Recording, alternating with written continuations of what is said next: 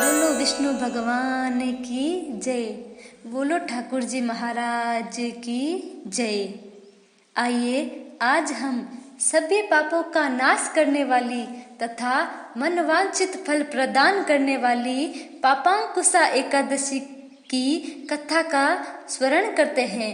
पापांकुशा एकादशी आश्विन मास के शुक्ल पक्ष की एकादशी को आती है। तो कथा प्रारंभ करने से पहले हम पापांकुशा एकादशी के महत्व के बारे में जानते हैं।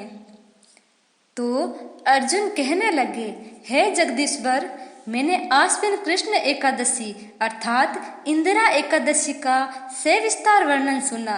अब आप कृपा करके मुझे आश्विन मास के शुक्ल पक्ष की एकादशी के विषय के बारे में भी बताइए।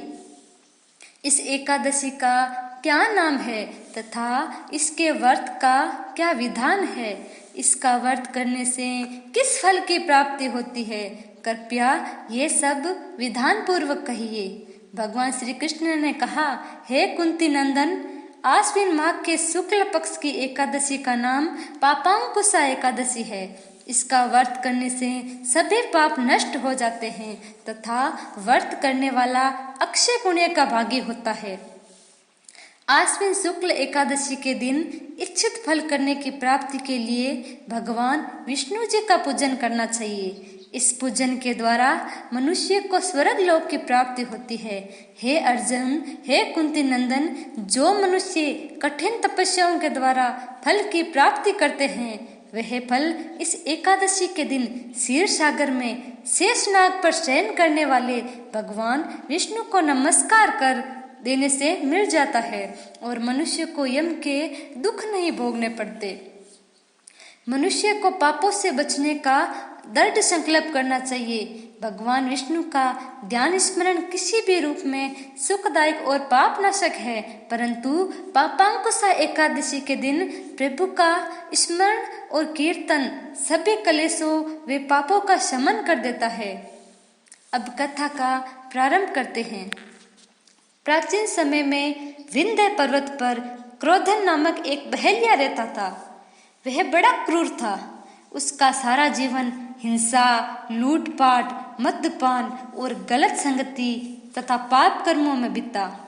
जब उसका अंतिम समय आया तब यमराज के दूत बहेलिये को लेने आए और यमदूत ने बहेलिये से कहा कि कल तुम्हारे जीवन का अंतिम दिन है, हम तुम्हें कल लेने आएंगे। यह बात सुनकर बहेलिया बहुत भयभीत हो गया और महर्षि अंगिरा के आश्रम में पहुंचा और महर्षि अंगिरा के चरणों में गिरकर प्रार्थना करने लगा, हे ऋषिवर, मैंने जीवन भर पाप कर्म ही किए हैं, कृपा कर मुझे कोई ऐसा उपाय बताइए जिससे मेरे सारे पाप मिट जाए और मोक्ष की प्राप्ति हो जाए। उसके निवेदन पर महर्षि अंगिरा ने उसे आश्विन शुक्ल की पापांकुशा एकादशी का विधि पूर्वक व्रत करने को कहा। महर्षि अंगिरा के कहे अनुसार उस बहेलिये ने यह व्रत किया और किए गए सारे पापों से छुटकारा पा लिया और इस व्रत पूजन के बल से भगवान कृपा से वह विष्णु लोक गया।